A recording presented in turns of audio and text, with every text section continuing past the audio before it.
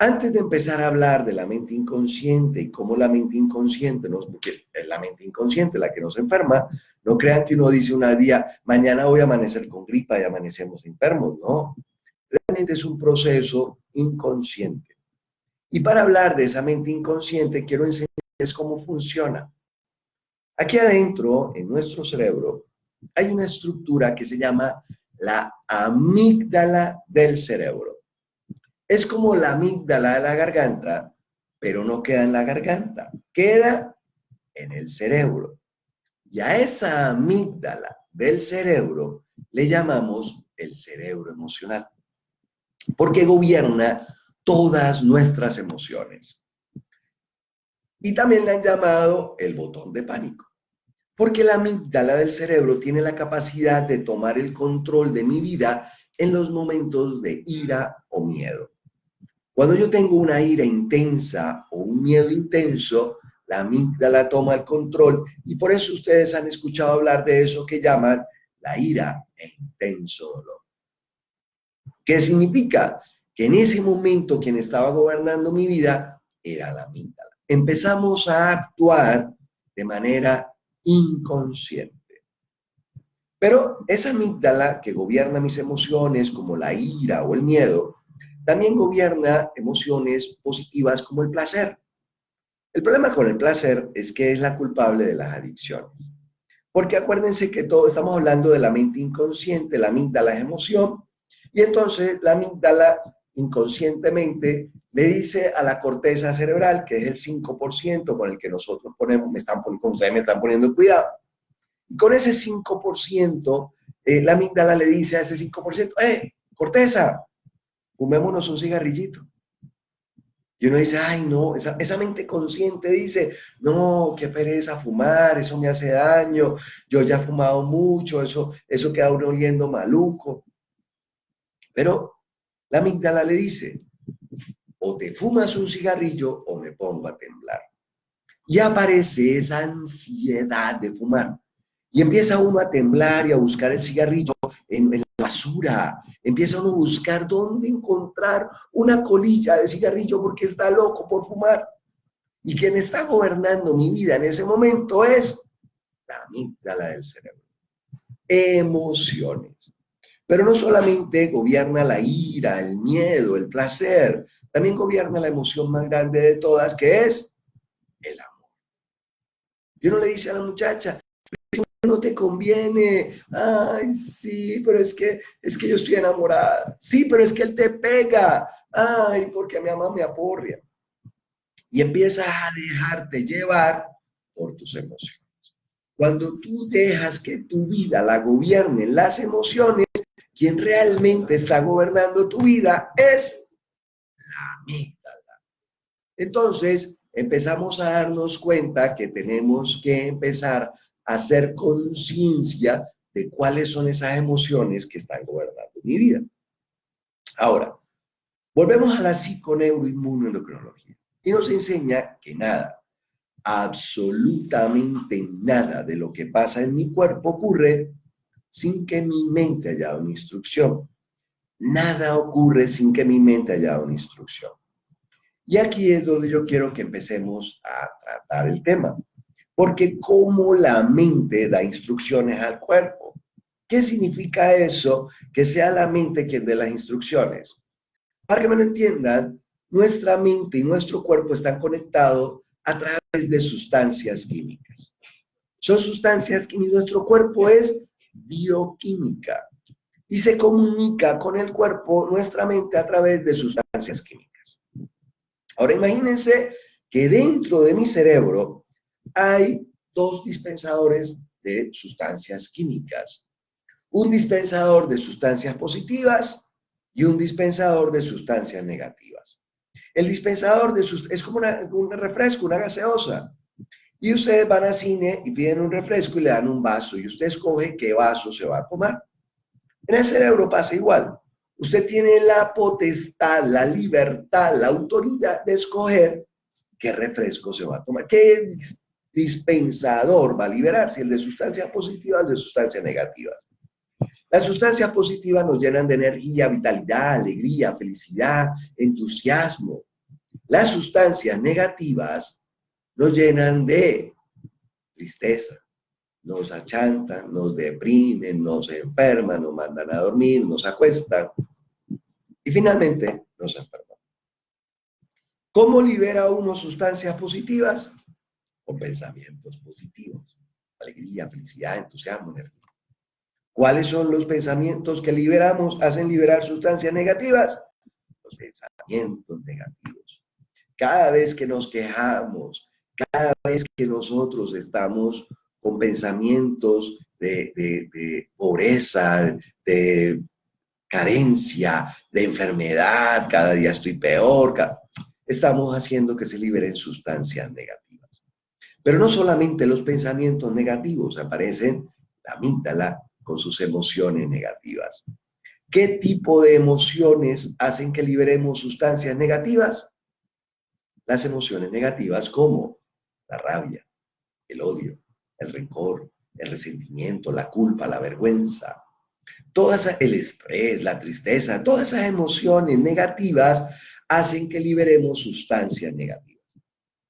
Ahora, puede suceder que a una persona le dé una rabia intensa y sea así como un fosforito, prende y se apaga. Y no pasó nada. Pero si eres de esas personas que continuamente están con emociones negativas, rabia, odio, rencor, resentimiento, culpa, estrés, vamos a estar continuamente liberando en nuestro cuerpo, en nuestra mente, sustancias negativas. Y esas sustancias negativas van a inundar mi cuerpo. Y cuando mi cuerpo se inunda de sustancias negativas, adivinen qué sucede. Nos enfermamos. Entonces, vamos entendiendo que cuando tenemos una emoción que tenemos guardada continuamente, estamos con emociones negativas, pues van a hacer que se liberen sustancias negativas que nos van a hacer enfermar. Vamos avanzando y vamos entonces a hablar de cómo es este tema de la psiconeuroinmunoendocrinología. Quiero que me entiendan que nada de lo que yo les voy a enseñar hoy yo me lo inventé. Esto es años de estudio. Estudié medicinas alternativas, estudié medicina basada en la evidencia, cómo me empecé a preguntar qué era lo mejor para cada una de las enfermedades. Porque uno como médico se encuentra con un gran armamentario de ayudas diagnósticas, de procedimientos terapéuticos, procedimientos médicos, y entonces uno se pregunta, ¿cuál es lo mejor? ¿Qué es lo que realmente debo formular? Y aparece esto que se llama la medicina basada en la evidencia, donde nos enseñan, agarran todos los estudios científicos de todo el mundo y empiezan a comparar, buscar cuál es el mejor. Y en ese buscar lo mejor me encontré que muchas cosas, muchos medicamentos, muchos procedimientos, realmente lo que hacían era un efecto que los médicos placebo. ¿Qué es el efecto placebo?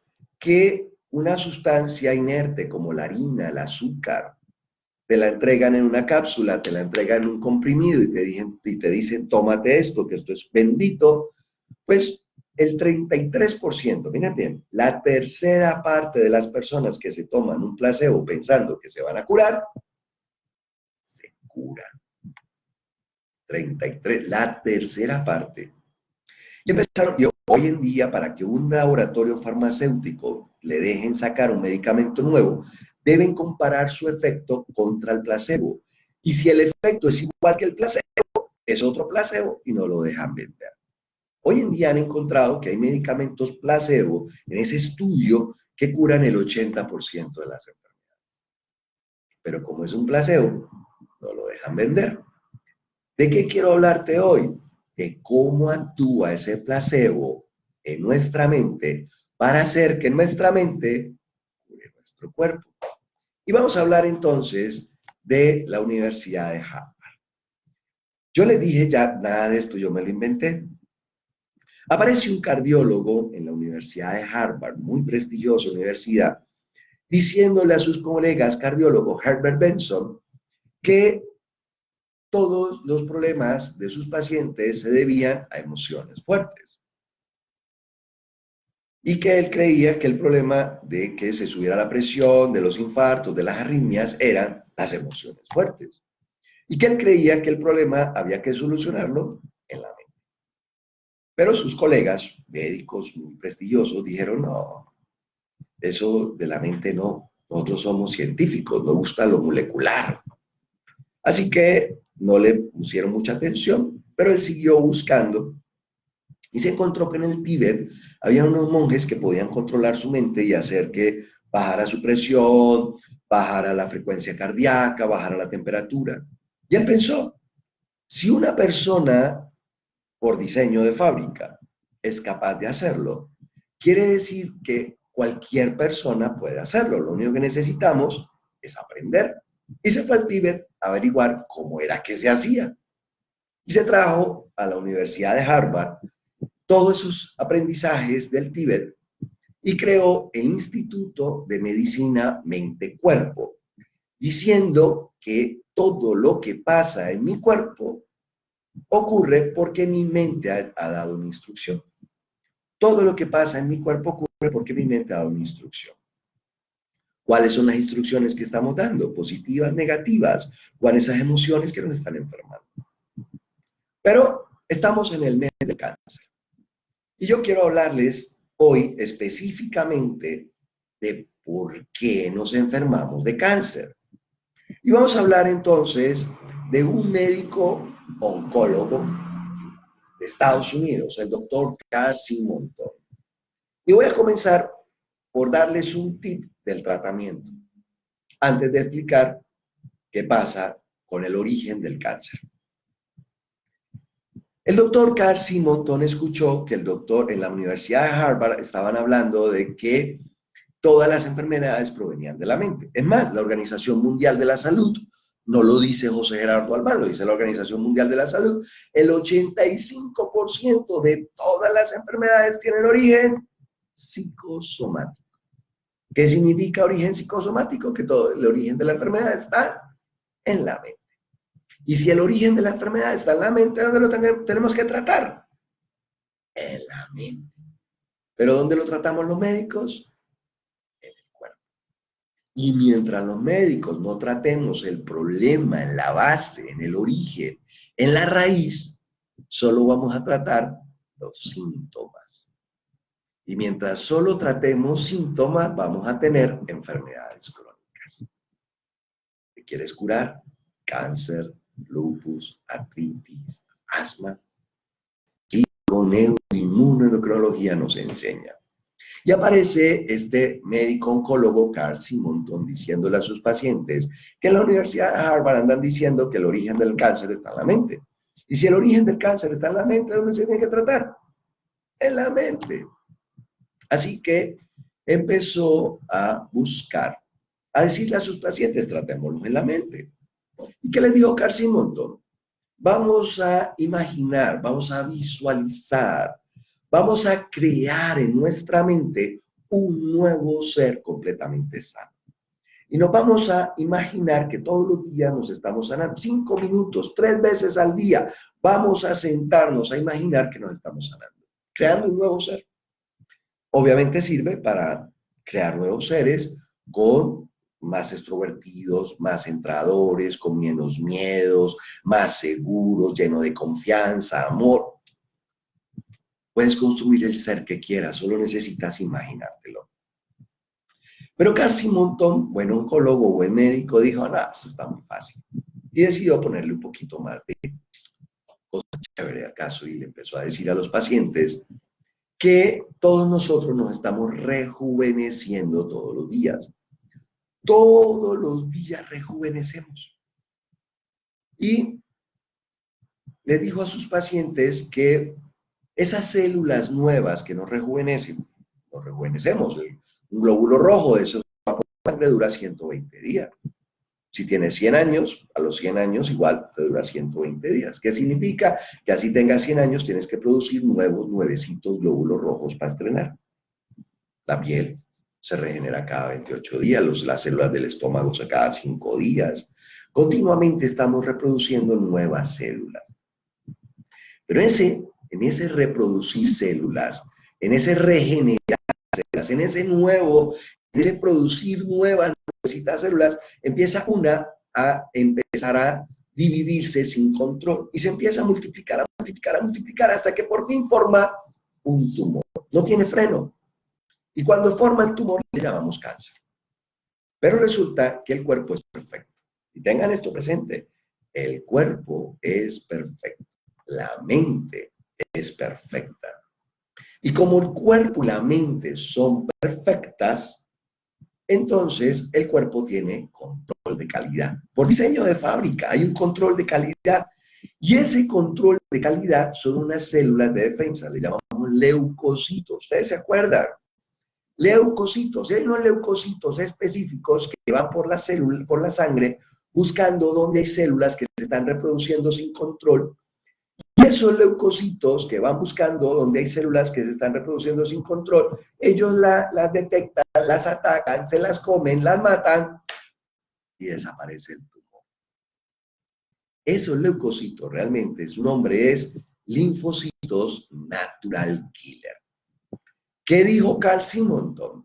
Le dijo a sus pacientes, vamos a imaginar, vamos a visualizar produciendo millones y millones de natural killer. Y se lo imagina como quieran. Pueden imaginarse los natural killer como policías con metralletas matando células de cáncer, o como soldados con bazooka, o como maestros Shaolin con espadas. Y empiezan a recorrer todo su cuerpo llevando todas esas células de natural killer para matar todas las células de cáncer. Ahora, sigamos. ¿Qué dijo Carl Simonton? Que esto servía para cualquier enfermedad. Porque lo único que tienes que hacer, el mismo poder que tienes para inflamar, lo tienes para desinflamar. Entonces, en vez de imaginarte que cada día estás peor, tienes que empezar a pensar a partir de hoy que vas a estar mejor. Una de las cosas que nos enseña la programación neurolingüística es que para la programación neurolingüística, para la mente, pensar o hacer es lo mismo. No importa si te enfrentas con el ladrón y te llenas de terror porque te va a robar, a cuando te lo imaginas. Porque si tú te vives imaginando continuamente que te van a robar y andas con ese miedo todo el día pensando que te van a robar, liberas las mismas sustancias que si te estuvieran robando. Pensar negativo no es solamente ante las situaciones que nos estamos enfrentando en el día a día.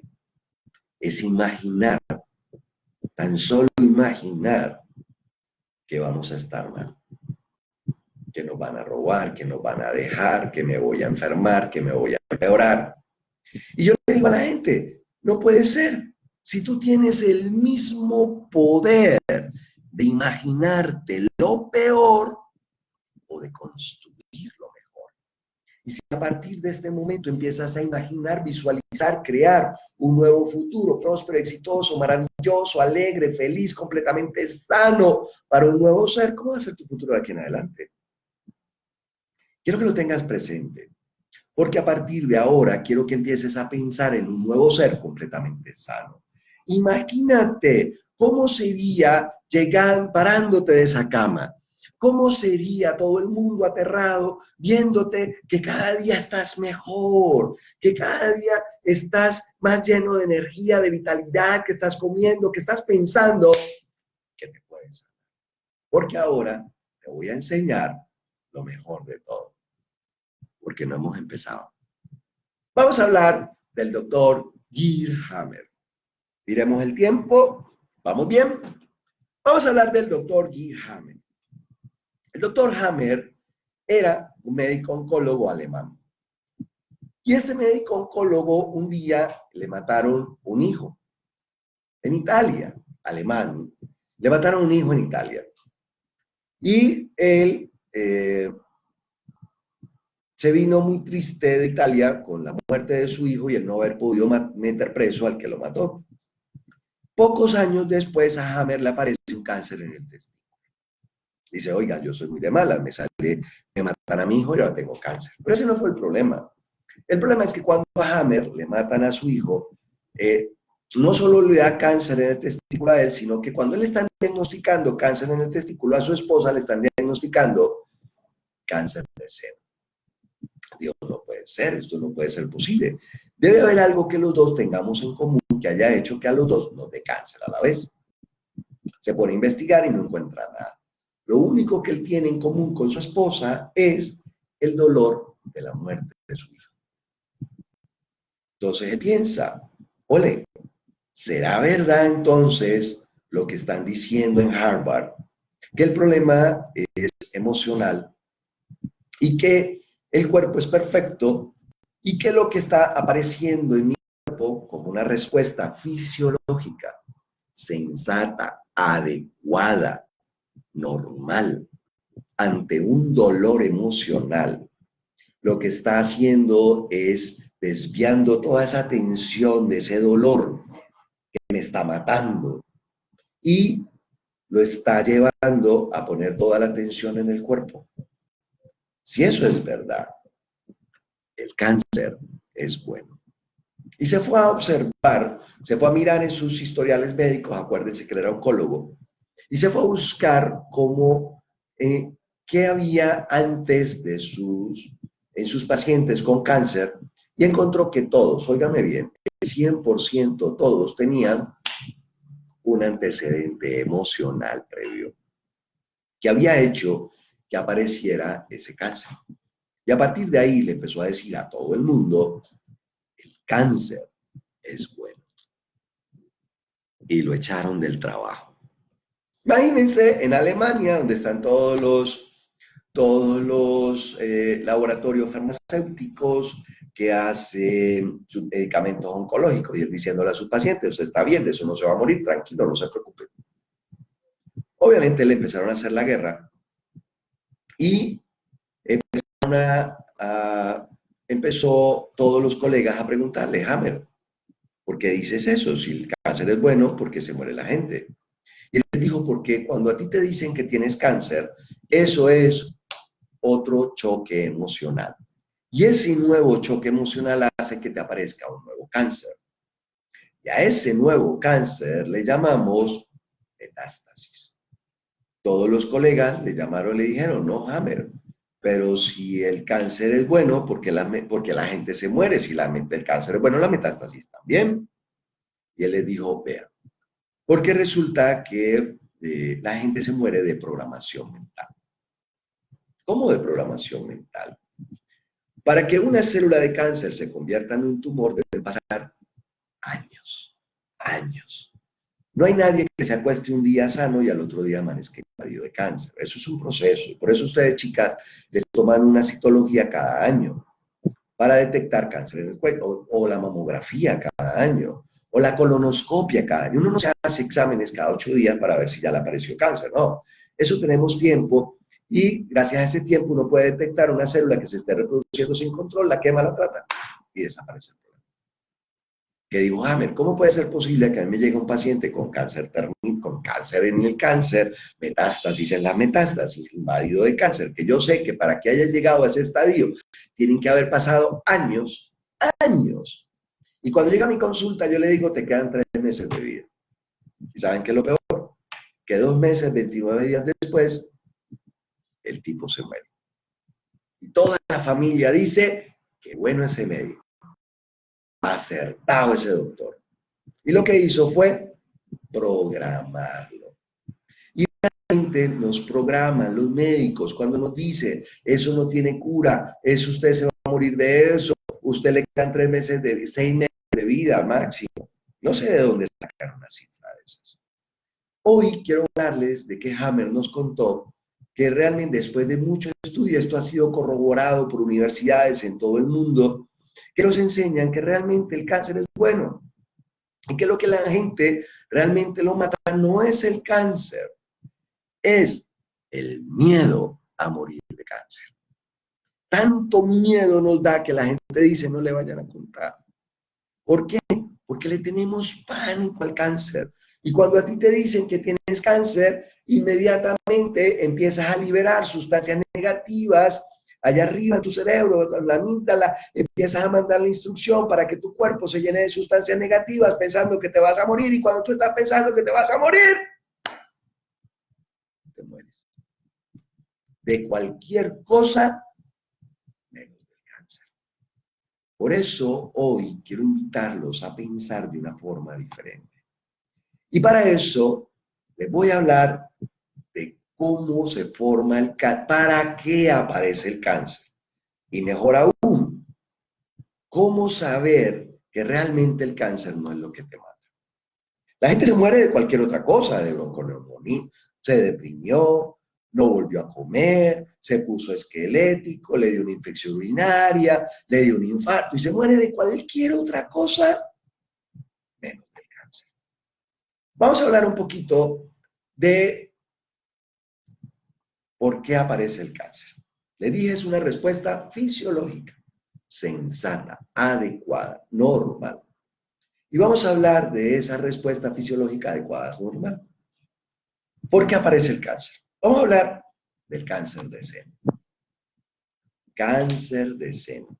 Estamos en el mes del cáncer de seno y muchas muchachas de ustedes me estarán escuchando porque tienen algún familiar que tiene cáncer de seno, o peor aún, que se está muriendo de cáncer de seno. Les voy a contar la historia, cómo funciona en la mente inconsciente. Pongan atención. El cáncer de seno es un conflicto biológico que tiene que ver específicamente con la relación con el nido, con nuestro hogar. Si la relación es un conflicto madre o hijo, se me afecta el lado izquierdo. Si la relación en mi hogar, el conflicto es con una pareja, con las personas que me rodean, con los hermanos, se afecta al lado derecho. Siempre y cuando seas diestro, porque si eres zurdo, es al revés. Pero entendamos de dónde sale el conflicto y por qué la amígdala es tan importante. Espero que me hayan entendido hasta ahora. Resulta que, imagínense que una mamá va con su niño agarradito de su manito y el niño se le suelta de la mano en la calle, se le atraviesa la calle, viene un carro, lo atropella y el niño termina en la unidad de cuidados intensivos con politrauma severo para morirse. Y yo pregunto, ¿eso es un conflicto? Obviamente sí. ¿Dónde se vive? En la emoción, en la amígdala. Y la amígdala, que es donde está esa emoción, manda una información, para que me lo entiendan, al único órgano que no sirve para uno, sino para los demás, que es el seno, para sus bebés, para sus hijos.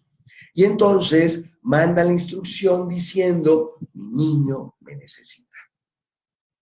Y como mi niño me necesita, entonces tiene que producir más leche, porque eso es lo que sabe la amígdala. Hay que producir más alimento, mi niño me necesita, no importa la edad que tenga, es arcaico, es inconsciente. Y entonces la mamá tiene que producir más seno. Acuérdense que es fisiológico. Por ser fisiológico y normal, no duele, no molesta. Es más, si se espicha, le puede salir leche, porque es fisiológico. Pero esta mamá un día se está bañando y se siente la bolita. Va donde el médico le toma la biopsia, le dice, tienes un cáncer intraductal. Y eso está de mal pronóstico porque está creciendo muy rápido. Inmediatamente genera un nuevo conflicto en su mente. Pero este nuevo conflicto es de me voy a morir.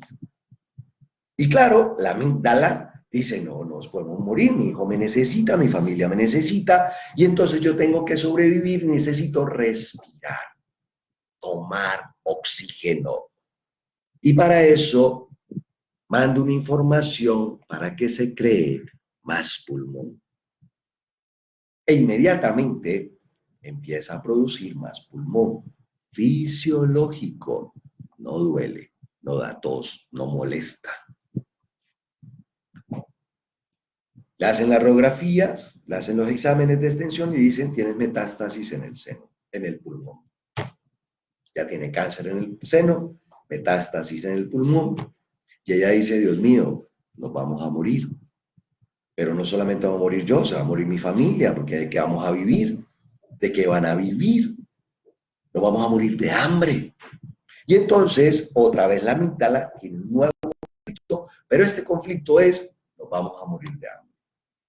E inmediatamente manda la información al cuerpo. Acuérdese que es una instrucción de la mente al cuerpo diciendo, hay que ahorrar azúcar, hay que ahorrar energía.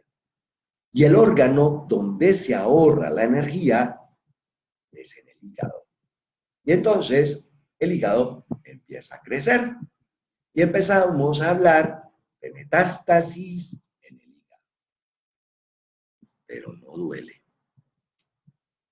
Con todo este trauma, tengo metástasis en el seno, tengo cáncer en el seno, metástasis en el pulmón, metástasis en el hígado. Esa pobre muchacha no come, ya se le cayó el pelo, se siente mal, con culpa. Y entonces aparece algo que es que se ve mal y se empieza a desvalorizar. Y cuando se empieza a desvalorizar, lo que se afecta la estructura del cuerpo. Y en esa estructura del cuerpo están los huesos. Y los huesos se empiezan a debilitar. Pero la amígdala dice, no, hay que fortalecerlos. Y manda como un callo óseo. Así que hagan de cuenta cuando uno se fractura y le toman una radiografía, le hacen un examen y empiezan a reproducirse las células del hueso para que fortalecer el hueso. Pero eso ocurre en la fractura del hueso y en la instrucción de que hay que producir más hueso. Y aparece metástasis en el hueso. Fisiológico, no duele, no molesta, está completamente sana y los médicos le dicen, te vas a morir. Tienes cáncer de seno, metástasis en el pulmón, metástasis en el hígado, metástasis en el hueso. Y a ti no te duele nada, estás bien, pero te dijeron que te vas a morir. Hasta ahí no ha pasado nada y realmente no pasa nada. ¿Dónde está el problema? El problema es cuando ese conflicto se resuelve. Porque el niño se levanta de la cama. Se levanta de la UCI y sale de la UCI completamente sano, sin ningún rasguño, feliz. Y claro, ya no hay conflicto porque ya el niño se levantó de su UCI, de la unidad de cuidados intensivos. Y como ya no hay conflicto, la amígdala se sana y dice, aquí no pasó nada. Y entonces manda al seno a reabsorber el cáncer de seno. Hay que reabsorberlo. Hay que reabsorber la metástasis en el pulmón. Hay que reabsorber la metástasis en el hígado y hay que reabsorber la metástasis en el hueso. Hay que desintegrar todos esos tumores. ¿Y cómo lo hace? Natural killer. Pero les dije, son células de defensa, células inflamatorias, leucocitos. Y esos leucocitos producen inflamación. Y empieza a doler. Y empieza a toser sangre. Se pone amarillo. Y peor, empieza a doler la espalda. Porque empieza a doler la reabsorción de todos esos tumores. Pero te vas donde el médico y ¿qué te dice el médico? Te estás muriendo. Cuando realmente lo que te está pasando en tu cuerpo es que te estás sanando. Sanando. ¿Qué dijo Hammer? Hammer le dijo a todos sus pacientes, aguanta, solamente aguántate, que pase el proceso inflamatorio. Son 4 a 6 semanas. En 4 a 6 semanas pasa el proceso inflamatorio y quedas como muchos de los que ustedes conocen. Porque yo sé que muchos, ustedes todos conocen a mucha gente que anda por la calle diciendo, es que a mí hace 20 años me dijeron que yo me iba a morir. Me quedaban 3 meses de vida. Y míreme, yo estoy bien. ¿Por qué? Porque empezó a pensar que se podía sanar. Quiero invitarte hoy a todas las personas que nos están escuchando a que empiecen a trabajar en su mente que realmente se pueden curar. Empieza a visualizar ese nuevo ser. Imagínate llenando de natural killer, sustancias, linfocitos, natural killer, y llenándote por todo tu cuerpo, reabsorbiendo esos tumores, lavando, limpiando, purificando, regenerando, rejuveneciendo, para sanar. Y empieza a repetir: soy sano, me siento sano, soy sano, me siento sano. Levántate de esa cama y empieza a vivir una vida sana. Créeme, lo que te mata no es el cáncer, es el miedo a morir de cáncer. Si vences tu miedo hoy, créeme que te puedes sanar. Quiero invitarlos a ver un video en YouTube que se llama El Efecto Alban, donde hablamos más que todo de estas técnicas, pero ya a nivel de sanación. ¿Qué tienes que hacer para curarte? ¿Cómo puede curarte? Dura media hora, pero realmente son 5 minutos que debes realizar para curarte con el poder de la mente. Si quieren, denle like a mi página, compartan esta información, compartan mi página y espero que tengamos una nueva oportunidad para adentrarnos en otras enfermedades para aprender a curarnos con el poder de la mente. Ya saben, tienen tarea.